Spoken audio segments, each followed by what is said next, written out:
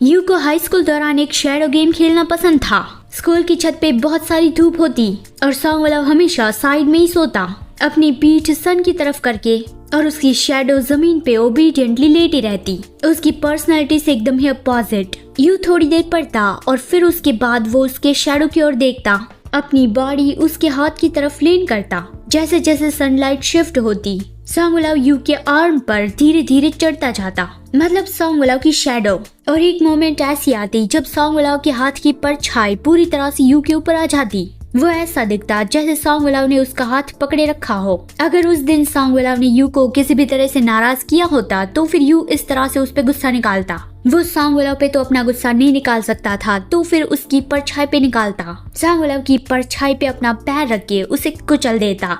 उस वक्त उसे लगता था कि वो कभी रियल सॉन्गवलव के साथ तो कुछ भी नहीं कर पाएगा, तो बस शैडो से ही काम चला लेता था। तब से ही यू के अंदर सॉन्गवलव के लिए फीलिंग्स थी, पर वो इतने से ही सेटिस्फाइड था कि आगे हम ना मिले और सॉन्गवलव को इस बारे में कभी पता ना चले, फिर भी कोई बात नहीं, ये एक सीक्रेट है जो सिर्फ मेरे अकेले का है।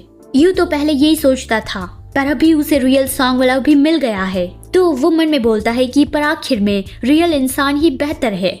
उन दोनों के हाथों में रिंग थी और दोनों ने एक दूसरे के हाथ टाइटली पकड़े हुए थे। यू सॉन्गवलव की ओर देखता है और उसे सॉन्गवलव के कान के पीछे एक नया स्कार दिखा। फिर सॉन्गवलव को बुलाया। सॉन्गवलव ने उसकी ओर देखा जैसे वो उसकी बात का इंतजार कर रहा हो। यू ने हाथ हिला के उसे पास आने को कहा कि मैं तुम्हें एक सीक्रेट बताना चाहता हूँ।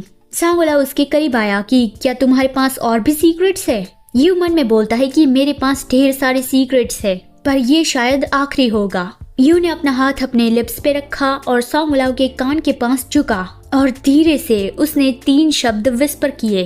वो 3 शब्द क्या थे वो तो बस यू और सॉन्गवलव ही जानते हैं, पर सॉन्गवलव के चेहरे पर जो स्माइल आई वो बताती थी कि ये सीक्रेट उसके दिल को छू गया।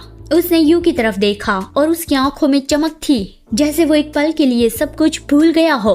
हॉस्पिटल, बेबी निंगशी और सारी दुनिया।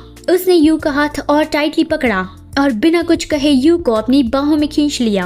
वो दोनों काफी देर तक वहीं पे खड़े रहे, धूप में, एक दूसरे के साथ। वक्त जैसे रुक गया हो उसके लिए। ये पल, ये सीक्रेट और ये फीलिंग्स, इतनी छोटी सी बात पर इतनी बड़ी, जैसे यू की जिंदगी के सारे राज, सारे दर्द और सारी खुशियाँ उसी 3 शब्दों में समा गए हो।